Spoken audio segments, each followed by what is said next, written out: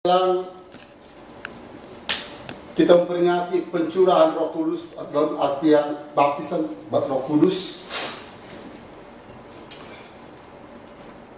saya akan membawakan mengenai satu tema sebelum kita mengerti mengenai Roh Kudus adalah kelahiran baru. Kelahiran baru karena baptisan Roh Kudus sama kelahiran baru ada kaitannya. Orang harus lahir baru dulu, baru nanti baptisan Roh Kudus. Kita Matius 3 ayat 11 katakan, Matius 3 ayat 11. Matius 3 ayat 11.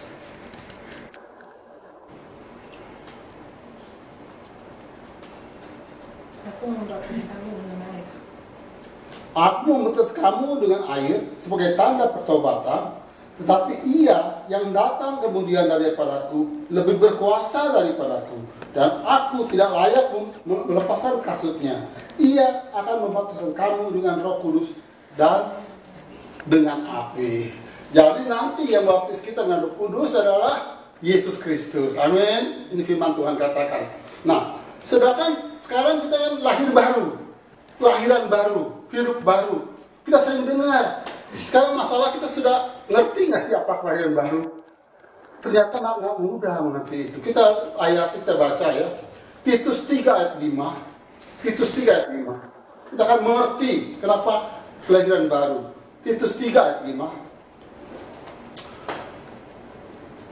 Pada waktu itu Dia telah menyelamatkan, Yesus telah menyelamatkan kita, bukan karena perbuatan baik yang kita telah lakukan, tapi karena rahmatnya, Bapa ya, oleh pemandian, oleh kelahiran kembali, dan pembaharuan yang dikerjakan oleh Roh Kudus. Jadi kita lihat bahwa perbuatan baik ada artinya sebelum kita dilahirkan kembali. Lahir kembali, arti lahir kembali kita lihat di sini. Kalau di sini di Titus tadi memakai kata regeneration, atau palingesia. Palingesia menunjukkan pada pemulihan sesuatu. Jadi palingesia, ya, regeneration bahasa Inggrisnya.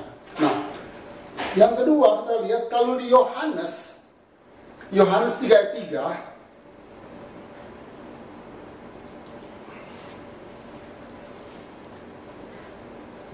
Yesus menjawab katanya, aku telah berkata kepada sesungguhnya jika seorang tidak lahir kembali, ia tidak dapat melihat kerajaan Allah. Nah, dalam Yohanes dia mengatakan kalimatnya genoa anoten, sama. Itu lahir kembali, tapi istilahnya bahasa Yunani berbeda. Cuma maksudnya itu dari atas. Kalau dari itu lahir dari atas. Kalau dari bahasa Yunani dari Yohanes. Nah, jadi ada banyak istilahnya. Bahasa Yunani juga banyak mengenai lahir baru. Nah, kita kata lahir baru sebenarnya banyak sekali lahir baru. Tapi semua intinya sama. Itu lahir dari atas. Nah, kelahiran baru itu artinya merupakan pertukaran hidup, perubahan hidup dari yang lama menjadi yang baru, yang dilakukan oleh Roh Kudus, Bapa dan Kristus. Nah, kita akan lihat ayatnya ya.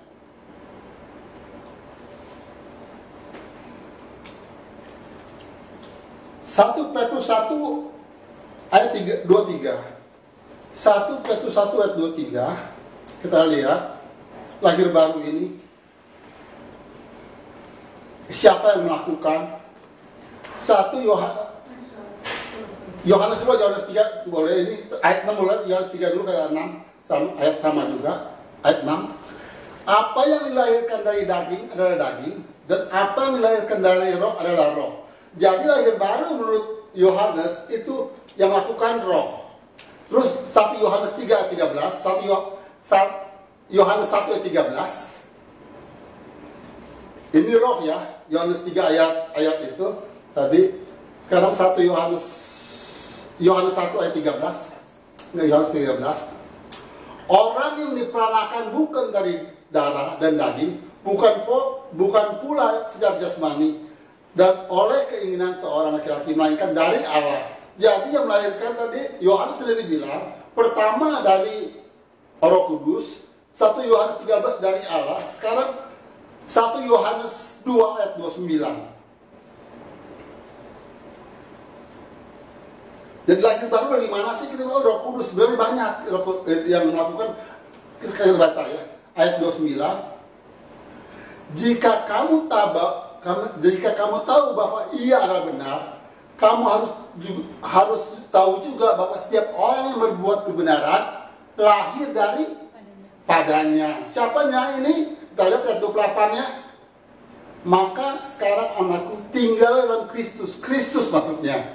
Jadi lahir baru karena Roh, yang kedua Allah Bapa, yang ketiga Kristus. Kita lihat sekarang 1 Petrus 1 ayat 23. Karena kamu telah dilahirkan kembali bukan dari benih yang fana, tetapi dari benih yang tidak fana. Oleh apa? Oleh firman Allah yang hidup dan yang kekal. Jadi yang kita lahir baru di mana sih? Siapa? Allah Tritunggal yang melakukannya. Allah Tritunggal melakukan kelahiran baru kita. Dulu saya pikir hanya Roh Kudus yang melahirkan baru kita. Tapi setelah teliti Alkitab dan referensinya, adalah 3 Allah. Kristus melakukan. 1 Yohanes 2:9, Allah Bapa. 1 Yohanes 1 ayat 13. Dan Roh Kudus sendiri di Titus 3 ayat 5. Nah, jadi kita lihat bahwa penting banget nih. Penting banget sih. Kenapa penting banget? Kenapa Allah Tritunggal harus turun tangan?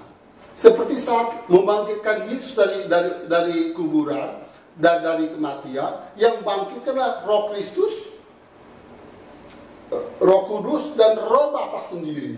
Ada 3. Begitu juga penciptaan manusia, juga 3-3 yang melakukan. Nah, lahir baru, regeneration, penciptaan ulang juga yang melakukan adalah Allah Bapa, Allah Roh, dan Allah Anak. Walaupun beda-beda ayat, tapi semuanya mengatakan demikian. Jadi lahir baru sebenarnya dilakukan oleh Allah Bapa, Allah Roh Kudus, Allah Anak. Yang kita ngerti, yang kita sering kali percaya, yang kita tahu hanya Allah Roh Kudus. Banyak kita yang melakukannya, padahal tidak demikian. Lahir baru kapan sih terjadi? Lahir baru terjadi saat kita terima Yesus sebagai Tuhan dan Juru Selamat dia secara pribadi. Udah lahir baru, jadi nggak usah menunggu kapan lagi, enggak. Sudah lahir baru. Saat itu Roh Kudus sudah tinggal dalam kita. Lahir baru itu Roh Kudus tinggal dalam kita.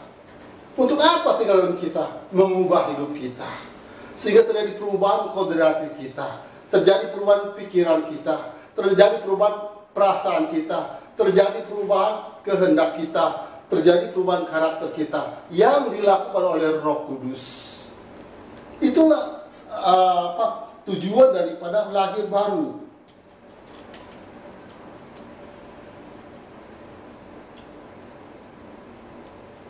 Terus kalau orang dilahirkan baru, lahir baru tadi ada perubahan hidup.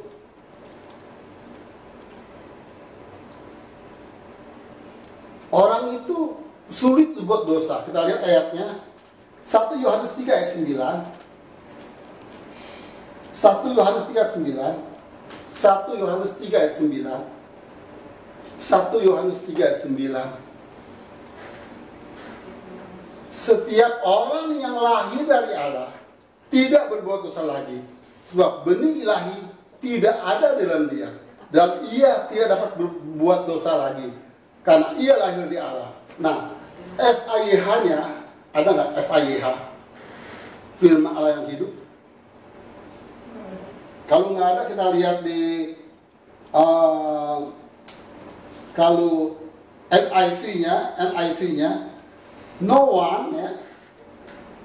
one who is born of God will continue, baris bawah, will continue to sin because God's seed remains in him. He cannot go on sinning because he has been born of God. Jadi orang yang lahir baru sulit untuk berbuat dosa. Sulit untuk berbuat dosa. Bukan tidak berdosa. Sulit untuk berbuat dosa yang sudah lahir baru.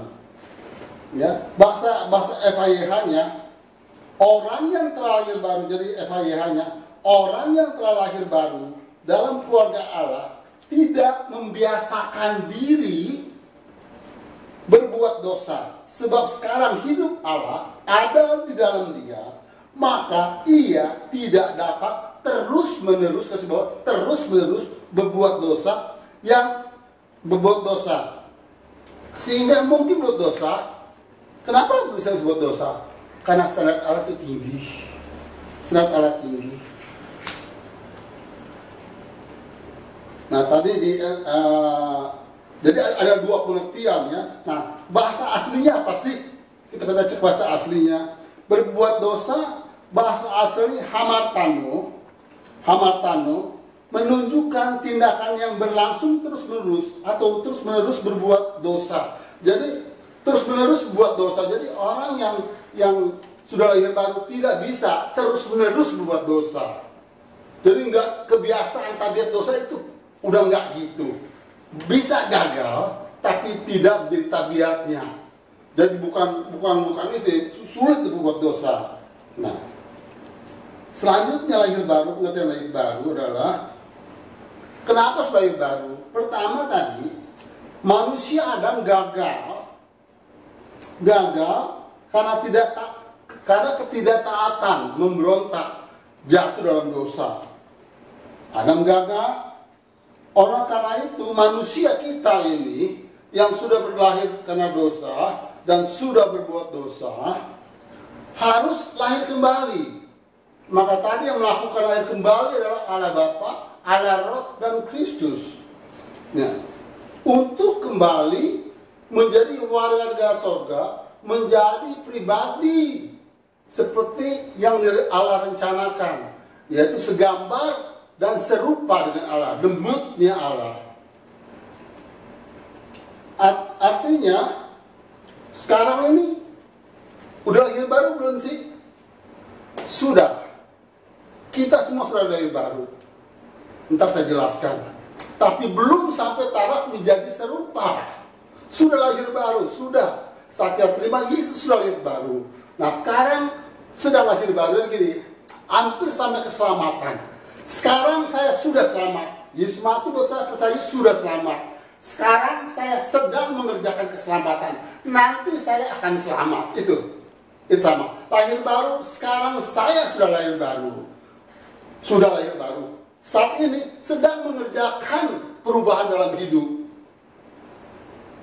Yang akan datang nanti akan seperti Kristus. Jadi ada sama aja. Jadi lahir baru prosesnya sama dengan proses keselamatan. Karena orang diselamatkan pasti lahir baru. Orang diselamatkan pasti lahir baru. Orang yang lahir baru karakternya berubah, cara hidupnya berubah, kodratnya berubah, pikirannya berubah. Jadi nggak seperti yang dulu lagi. Akan menuju kesempurnaan seperti Kristus sempurna. Nah, kita sudah sampai sana belum? Belum. Kita masih belajar untuk sana. Tapi kita sudah lahir baru. Nah, ini karena ada banyak pandangan lahir baru. Ada yang bilang sekarang sudah lahir baru, sehingga lahir baru yang seperti apa? Kita sekarang baru lahir baru seperti keselamatan, baru roh kita yang benar-benar sudah berhubungan dengan Allah. Sedangkan jiwa tubuh kita ini masih duniawi. Masih perlu keselamatan. Pembaruan seperti Allah yang punya karakter seperti Allah. Perlu juga. Nah, Lahir baru, ini baru roh Allah dalam kita. Lahir baru adalah roh Allah tinggal dalam kita. Mulai beroperasi dalam kita. Itu lahir baru. Udah Roh Kudus dalam kita. Itu lahir baru. Cuman masalahnya kita dituntun atau tidak Roh Kudus, itu kehendak bebas kita. Kita dipimpin oleh Roh Kudus, itu tergantung kita.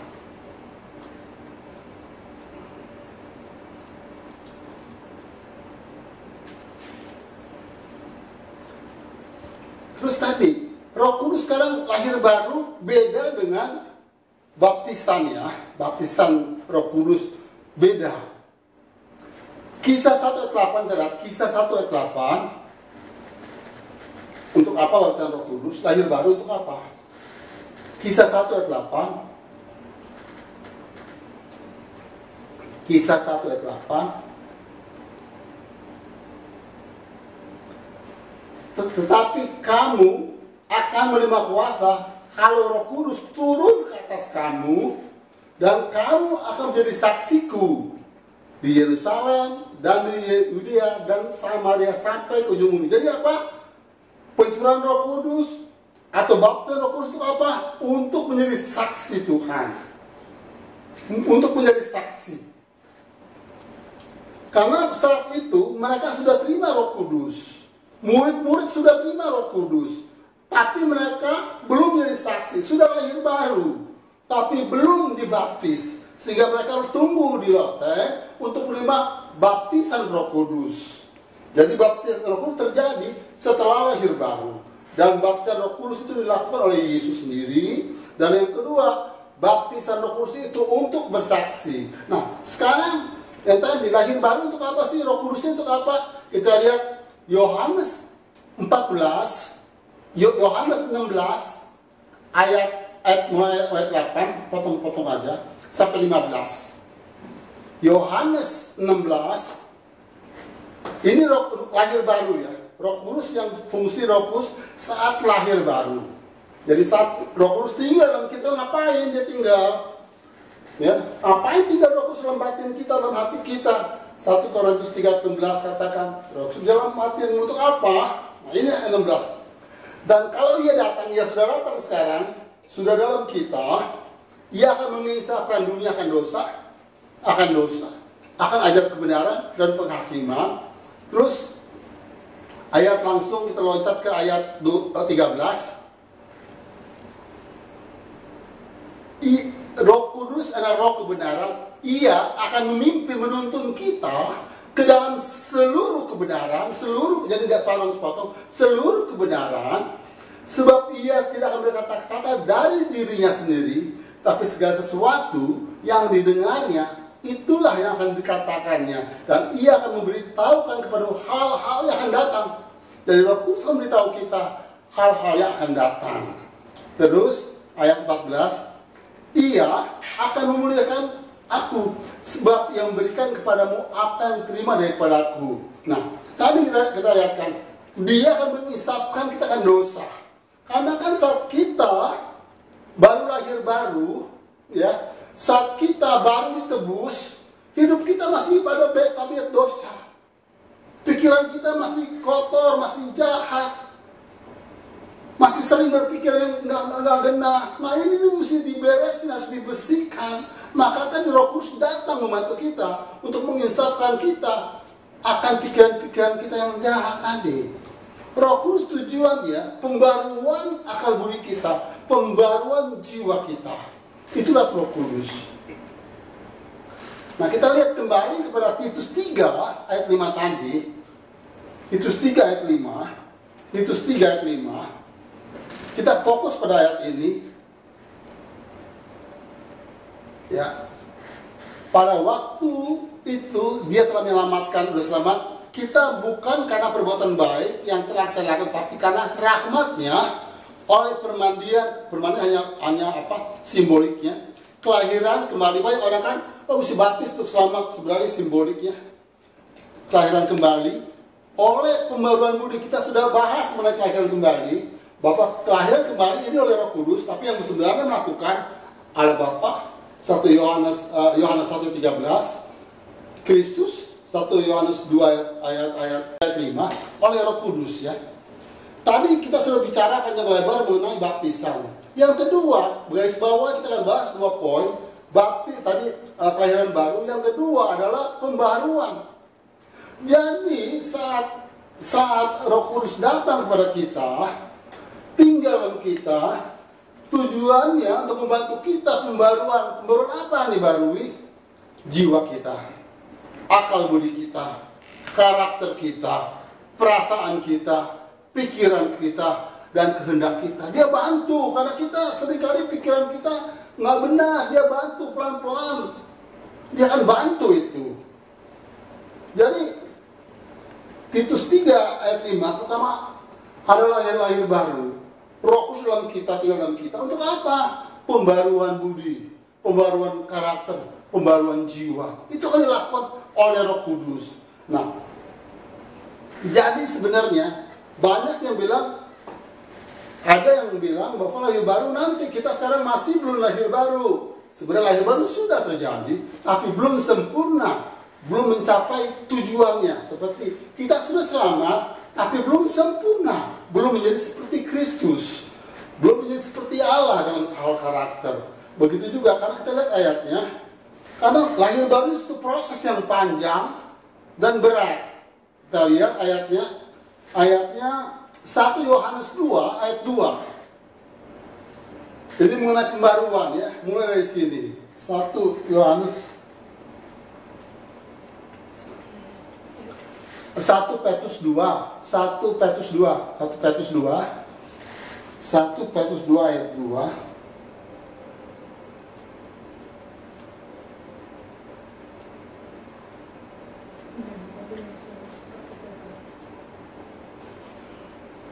Ya. Dan jadilah seperti bayi yang baru lahir, yang selalu ingin air susu yang murni dan rohani, supaya olehnya kamu bertumbuh dan beroleh keselamatan. Jadi lahir baru itu, pas lahir baru terima Yesus, kita masih bayi rohani, belum sempurna, belum punya mindset seperti Bapa, belum menjadi serupa dengan Kristus. Kejadian 1 ayat 26, kembali ke kejadian 1 ayat 26, kita lihat lagi, ke sana lagi. Karena memang intinya fokusnya ke sana semua. Bagus saya perhatikan fokusnya, kita dirancangan Allah menjadi serupa dengan Kristus. Ini berfirman Allah, bagilah kita menjadikan manusia menurut gambar dan rupa kita. Itu yang baru diciptakan adalah gambarnya, rupanya belum. Nah, lahir baru ini juga mau membuat kita menjadi serupa dengan Dia. Pertama tadi kembali ke 1 Petrus 2 ayat berapa tadi? 1 Petrus 2 ayat 2. 1 Petrus 2 ayat 2. Dan jadilah sama seperti bayi yang baru lahir, yang selalu ingin air susu. Jadi baru lahir baru nih, baru terima keselamatan. Kita harus seperti bayi, tapi bayi yang mana? Bayi yang minum air susu yang murni, yang makannya firman Tuhan. Maka tadi kerjasamanya firman Tuhan itu mengubah mindset kita. Firman itu mengubah mindset kita. Saat kita baca firman Tuhan, pengetahuan kita bertambah, kita lebih mengerti tentang Allah. Karena Dia bekerja dalam kita, sehingga mindset kita, akal budi kita berubah. Pelan-pelan coba kita lihat, kalau orang sering baca firman, pasti lama-lama berubah. Makanya yang mengubah kita, lahir barukan kita tadi, Roh Kudus, firman Tuhan, dan Bapa sendiri. Nah, iman kan kita punya iman dari itu karunia dari Roh Kudus. Iman itu pekerjaan Roh Kudus, pertumbuhan di sini pun mindset itu pekerjaan Roh Kudus, dan juga Yesus,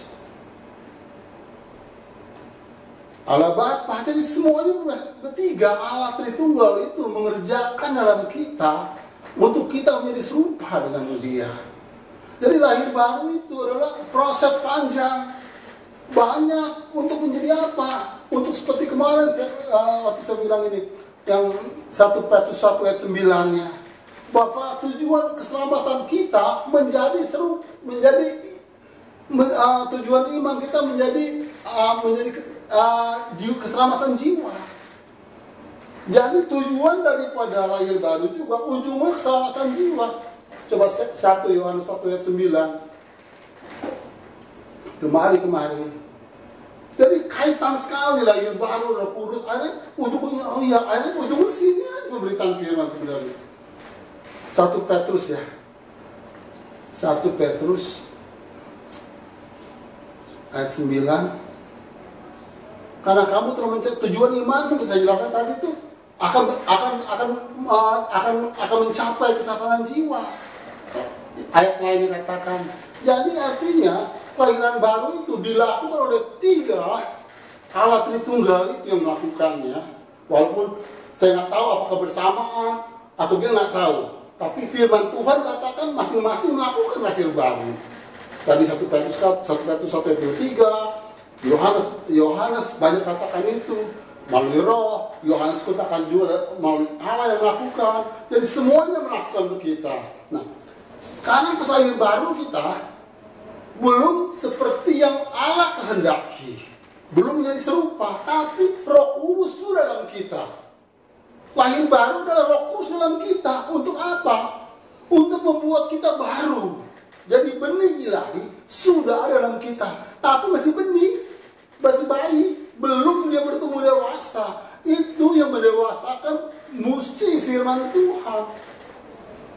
Hidup kita harus didewasakan, maka firman dan Roh Kudus harus bekerja sama untuk membawa kita, mengupgrade kita, naik level hari lepas hari. Nggak bisa orang hanya ngeroh aja tanpa baca firman. Orang harus baca firman dan hidup dalam roh, sehingga hidupnya selalu meningkat dalam level rohaninya. Karena lahir baru ini membuat level kita meningkat. Kita lihat bagaimana meningkatnya. Efesus 4 ayat 11-15. Efesus 4 apa sih?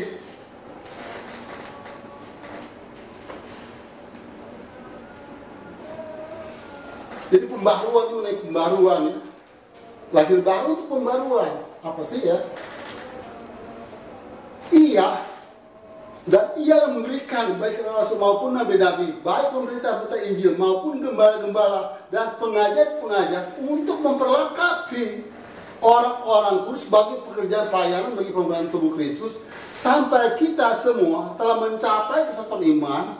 Jadi tujuannya lahir baru itu ada kesatuan iman dan pengetahuan yang benar tentang Allah, kedewasaan penuh dan tingkat pertumbuhan yang sesuai dengan kepenuhan Kristus, sehingga kita bukan lagi anak-anak yang diombang-ambingkan oleh rupa-rupa angin pengajaran, oleh permainan palsu manusia dalam kelicikan mereka yang menyesatkan, tapi dengan penuh berpegang kepada kebenaran dalam kasih, kita bertumbuh dalam segala hal karena Dia. Jadi saat lahir baru bertumbuh terus, lahir baru terus, diperbarui terus. Apa diperbarui? Pikiran kita, jiwa kita selalu setiap hari perbarui. Itulah lahir baru. Jadi lahir baru itulah terus, kayak selamat itu terus. Mulai saat lahir baru pertama kali sampai terus lahir baru sampai kematian menjemput kita, sehingga itu menjadi serupa dengan Kristus. Itu tujuan lahir baru. Jadi memang perjuangan berat untuk mencapai setara dengan Kristus. Ada hati kita sama dengan Kristus, pikiran kita nggak gampang, itu jalan panjang. Tapi kita sekarang, puji Tuhan, kita semua sudah lahir baru, amin. Kita semua sudah lahir baru. Roh Kudus sudah ada dalam kita. Untuk apa? Menasihati kita. Jadi tujuan Roh Kudus lahir baru adalah untuk membawa kita ke dalam tubuh Kristus. Lahir baru menempatkan kita pada tubuhnya. Tubuh Kristus kita masing-masing anggota kan. Tubuh Kristus apa? Di tangan, di kaki. Coba kita lihat ayatnya. 1 Korintus 12 ya. Di sini kita akan banyak tak mana karya Roh Kudus. Menempatkan kita dalam tubuhnya sebagai apa? Ya. Mulai ayat 3. 1 Korintus 12 tadi ayat 3. Karena itu aku meyakinkan kamu bahwa tidak seorang pun berkata-kata oleh roh Allah dapat berkata terkutuk ke Yesus, dan tidak ada seorang pun yang dapat mengaku Yesus adalah Tuhan selain oleh Roh Kudus. Jadi saat kita percaya pada Yesus, mengaku Yesus adalah Tuhan, secara pribadi kita, yang itu kan siapa? Yang memberikan itu adalah Roh Kudus. Maka itu kerjaan Roh Kudus. Nah, kita lihat tadi ayat, terus tadi 1 Yohanes 2 tadi, 1 Yohanes 2 tadi, 1 Korintus 12 ya. Terus kita lihat ini, ada rupa-rupa kan tapi satu roh, dan ada rupa pelayanan tapi satu Tuhan, dan ada berbagai perbuatan lain tapi Allah satu yang mengerjakan semuanya. Tiap-tiap orang dikaruniai majatan roh untuk kepentingan bersama. Jadi kita masing-masing ada apa Tuhan mau kerjakan dalam kita. Lahir baru itu roh Allah mengerjakan sesuatu dalam kita. Itulah lahir baru. Dan kita semua sudah lahir baru. Dan kita cuma cari tahu panggilan kita apa sih. Tuhan mengerjakan dalam kita apa sih. Karena lahir baru itu gampang loh. Karena banyak hal yang mesti kita alami sampai mencapai tingkat serupa dengan Kristus. Nah, jadi kita mengerti sekarang bahwa lahir baru itu ada sesuatu yang fenomenal, begitu penting dan sangat penting. Seperti keselamatan dilakukan oleh Allah Bapa, Allah Roh Kudus, dan Allah Anak. Mereka melakukan keselamatan. Allah mengaruniakan anaknya. Anaknya mati di salib. Roh Kudus bekerja sama. Waktu kebangkitan Kristus juga sama. Penciptaan manusia sama. Tiga. Allah Tritunggal. Pada saat lahir baru juga Allah Tritunggal yang melakukannya. Jadi intinya sangat penting lahir baru. Masalahnya seringkali, sudahkah kita lahir baru? Banyak orang bingung. Sudah belum dah, aku masih buat salah. Ingat, firman Tuhan katakan, Roh Kudus ada dalam kita. Saat percaya Yesus sebagai Tuhan secara pribadi, Roh Kudus sudah masuk dalam kita dan Dia mengubahkan. Kelahiran baru itu kalau dari Yohanes katakan genoa anoten ya, bahasa aslinya itu lahir dari atas, dari atas, dari surga. Kita baca ayatnya 1 Yohanes 1 ayat 13, kita akan lihat. Tapi ini dilakukan oleh Allah. Yohanes 1 ayat 13.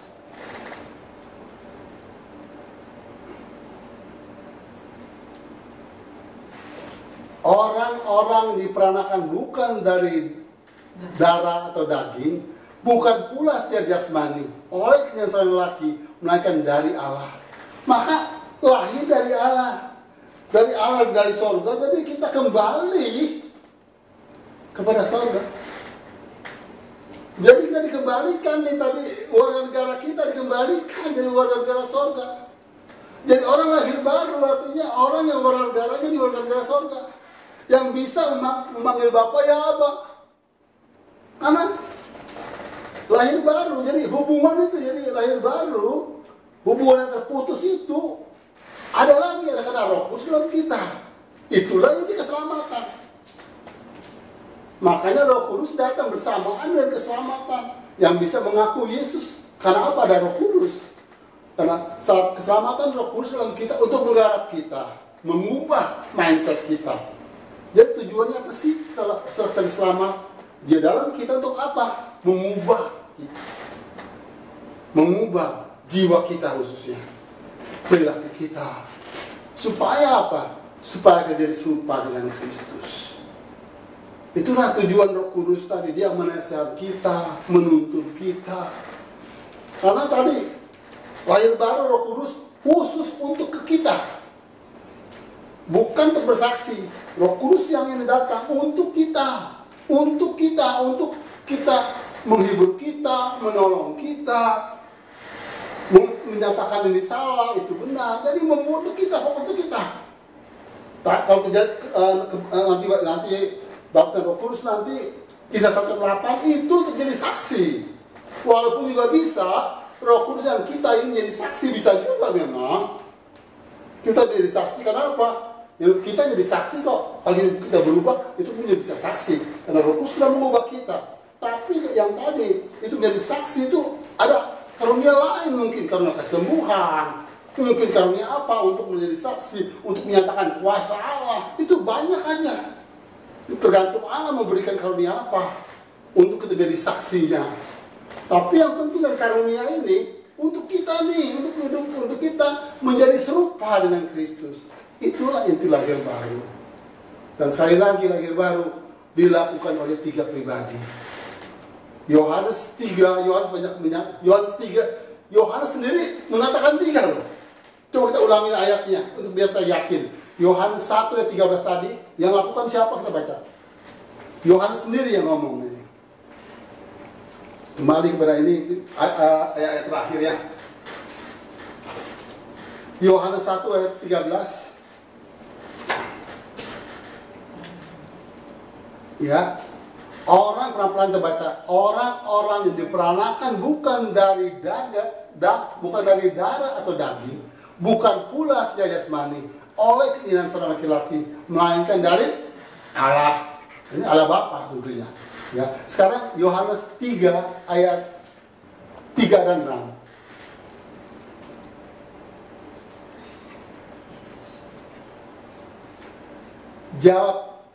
Yesus menjawab katanya, "Aku berkata kepadamu, sesungguhnya jika seorang tidak dilahirkan kembali, ia tidak dapat kerajaan Allah." Terus setelah ayat 6-nya, "Apa yang dilahirkan dari daging adalah daging, dan apa yang dilahirkan oleh roh adalah roh." Nah, kita lihat juga tadi Titus 3:5. Siapa yang lakukan?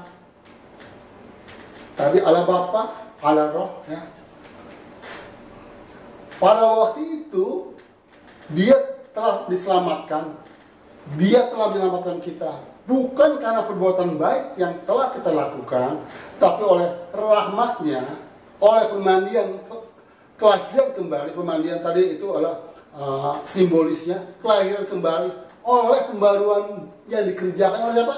Roh Kudus. Nah sekarang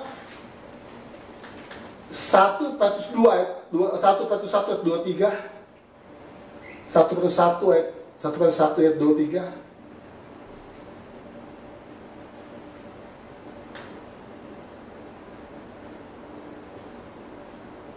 Karena kamu telah dilahirkan kembali bukan dari benih yang fana, tetapi dari benih yang tidak fana. Oleh apa? Oleh firman Allah yang hidup dan yang kekal. Makanya kalau kita baca, saya kaget, justru saya kayak Roh Kudus. Tapi setelah saya lihat teliti referensi, kok ada 3. Semua menyatakan, walaupun ayatnya berbeda, tapi semuanya sama, bahasa aslinya juga seperti tadi. Semua dari atas. Dan kita lihat satu lagi, 1 Yohanes 2 ayat 29. 1 Yohanes 2 ayat 29.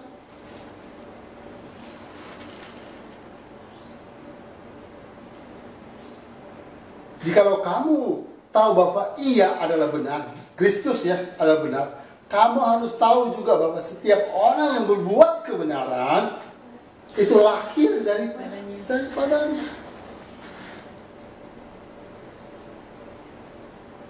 Jadi kita mengerti sekarang bahwa lahir baru ini penting banget.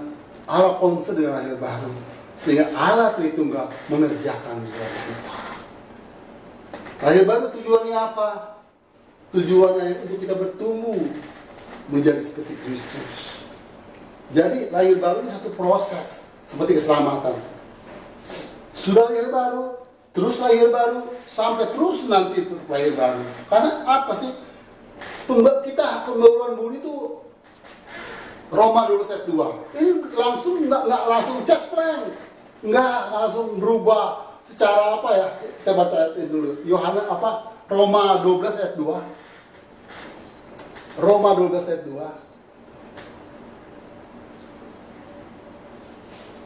Janganlah kamu menjadi serupa dengan dunia ini, tapi berubahlah metanoia ya, oleh pembaruan budimu, sehingga kamu dapat membedakan mana kehendak Allah apa yang baik, yang berkenan kepada dan sempurna. Pembaruan budi itu kalimatnya sama dengan pembaruan di Titus tadi ayatnya. Jadi artinya Roma 12 ayat 2 ini sama. Jadi tujuannya ini artinya apa? Mengubah kita ini. Dan perubahan ini tidak sekejap, bukan simsalabim.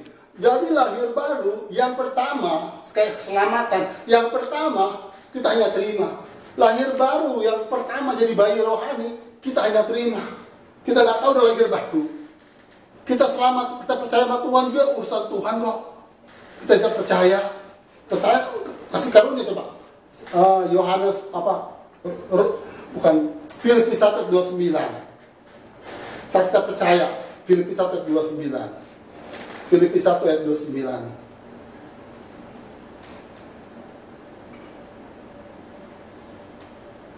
Ya. Sebab kepada kamu dikaruniakan bukan saja untuk percaya kepada Kristus. Jadi percaya kepada Kristus juga karunia. Itu kasih karunia, bukan perbuatan kita. Jadi lahir baru yang pertama itu benar inisiatif Tuhan. Kita nggak ada, tapi lahir baru yang untuk menjalankan hidup ini adalah bagian kita dan bagian Roh Kudus. Sama, jadi itu mengerjakan itu loh, proses mengerjakan keselamatan. Saya baru ya, lahir baru sama keselamatan prosesnya sama. Prosesnya sama. Sehingga kita menjadi seperti Kristus. Keselamatan menjadi seperti Kristus, lahir baru juga gitu. Memang ada pandangan lahir baru itu sulit betul. Untuk lahir baru menjadi seperti Kristus itu sulit ya, gampang. Tapi sekarang kita sudah lahir baru.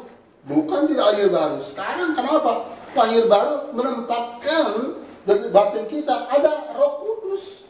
Dia memimpin kita. Tapi mau nggak kita dipimpin? Dia datang dalam kita, batin hati kita, untuk menuntun kita, memimpin kita, menasihat kita. Tapi kita punya kehendak bebas, mau terima nggak, mau taat nggak. Makanya tadi Roh Kudus tetap membawa kita untuk selalu dia bilangin, dia nasihati, ayo kamu mesti taat, mesti lakukan ini. Untuk apa? Berubah paradigma kita, berubah karakter kita, berubah cara pandang kita. Itu tugas Roh Kudus. Tapi kita yang menentukan mau tidak mengikuti kata Roh Kudus. Makanya kita hidup harus belajar taat kepada Roh Kudus. Kalau enggak gosong. Sepanjang kita nggak murtad, kembali ke gosong. Maka harus ada perubahan hidup kita. Perubahan tuh nggak sekarang nih jelek, besok tiba-tiba bagus. Enggak. Itu perubahan bertahap dan menyakitkan karena seumur hidup kita. Itu perubahan terjadi, itu lahir baru terus lagi diperbarui kita. Jadi pembaruan itu enggak langsung sekarang udah terima Yesus kamu serupa. Enggak juga. Ada bagian kita menjawab kita. Amin. Nah ini firman yang ingin saya bagikan. Sebelum kita nanti terima Roh Kudus, kita ngerti apa sih baptisan Roh Kudus? Apa sih Roh Kudus yang kita terima yang sudah ada dalam kita ini apa? Fungsinya beda. Yang satu fungsinya untuk menjadi saksi. Yang ini fungsinya untuk memperbaiki diri kita sehingga kita menjadi serupa dengan Kristus. Itu fungsi utamanya. Jadi kita boleh mengerti sekarang ini. Dan nanti minggu depan adalah kita pencurahan Roh Kudus, hari Pentakosta. Kita nantikan. Banyak hal yang akan terjadi. Kita tahu Roh Kudus berkuasa. Kalau dia dalam kita sungguh-sungguh taat, kita ikuti dia. Kita akan menjadi serupa dengan dia. Dia ada kekuatan. Karena Roh Kudus memberikan kekuatan, kemampuan, ada kuasa ekstra menghadapi hal yang nggak mungkin dihadapi oleh manusia. Kenapa? Roh Allah itu ada dalam kita. Allah sendiri ada dalam kita. Jadi hidup kita nih sampai tingkatan segala sesuatu itu kita ayat terakhir. Kisah 20 ini saya paling suka nih. Kisah 20 ayat 24 ayat terakhir. Ya, tekan dia. Ini paling suka karena Roh Kudus yang ini. Ini Roh Kudus apa? Yang menuntun kita lihat. Ayat 22. Kita lihat ya. Tapi sekarang tawanan roh. Aku pergi lah. Nah ini tawanan roh berarti dia dalam roh tadi sudah roh yang tadi roh untuk diri sendiri ya, bukan pengurapan nanti yang untuk pencurahan Roh Kudus itu adalah baptisan Roh Kudus untuk pelayanan. Ini dua-dua dia udah punya nih si Paulus. Tapi sekarang sebagai tawan roh kudus arti keseluruhan, aku pergi Yerusalem, aku tidak tahu apa yang akan terjadi atas diriku situ. Selain daripada yang dinyatakan Roh Kudus dari kota ke kota kepadaku, bahwa penjara dan sengsara menunggu aku. Tapi aku tidak menghiraukan nyawaku sedikit pun, asal saja aku dapat mencapai garis akhir dan menyelesaikan pelayanan yang ditugas oleh Tuhan Yesus kepada aku untuk beri kesaksian tentang Injil. Nah tadi ini baptisan Roh Kudus tujuan untuk ini, sehingga kita nggak musim lagi. Tadi kan kita diperbaiki menjadi saksi akan menderita, kita nggak masalah. Asal aku tugas itu aku bisa kerjakan. Jadi mindsetnya dia saat dibaptis Roh Kudus bukan ke diri dia lagi, tapi udah mindsetnya bagaimana dia menjadi menyelamatkan orang lain. Karena itulah tujuan tadi Roh Kudus dalam kita. Coba ayat terakhir lagi, coba 1 Petrus 2, kita lihat tadi kan 1 Petrus 2 ayat 2, kita baca sampai 6. Kita baca ayat ini ya, 1 Petrus 2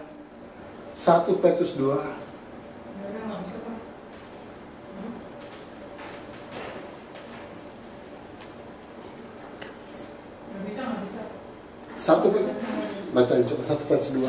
1 Petrus 2 ayat 1. Nyala 1 boleh deh. Ayat 1 sampai 6. Ya. Karena itu buanglah segala kejahatan, segala tipu muslihat dan segala macam kemunafikan. Jadi buang yang jahat tadi, buang Kedengkian dan fitnah. Ya. Dan jadilah sama seperti bayi yang baru lahir, bayi dulu kita mau firman Tuhan untuk bertumbuh terus, yang selalu ingin bertumbuh akan selamat ya.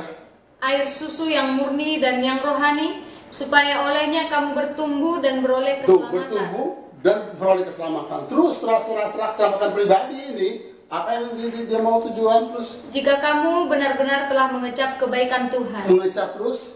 dan datanglah kepadanya batu yang hidup itu, yang memang dibuang oleh manusia, Ya. tetapi yang dipilih dan dihormat di hadirat Allah. Terus Dan biarlah kamu juga dipergunakan kita sebagai jadi apa? batu yang hidup Batu hidup. Tadi itu hidup terus. untuk pembangunan suatu rumah rohani, Ya. bagi suatu imamat kudus, untuk mempersembahkan persembahan rohani yang karena Yesus Kristus berkenan kepada Allah. Amin. Jadi tujuannya tadi, bayi rohani bertumbuh terus sampai pelayanan tadi menjadi dewasa, menjadi selamat, keselamatan jiwa, sehingga kita menjadi serupa dengan Kristus. Amin. Itu firman yang saya sampaikan sebelum nanti pencurahan Roh Kudus. Semoga firman ini menguatkan kita bahwa kita sudah ada Roh Kudus dalam kita. Dia bekerja bagi kita, memperbarui kita hari lepas hari. Masalah sekarang berat, ingat ada Roh Kudus dalam kita. Amen. Dia beri kekuatan, memberi kita kemampuan, memberi jalan keluar. Ada nasihat, ada hikmah, ada sesuatu yang kita butuhkan. Dia mengerjakan dalam kita. Amin.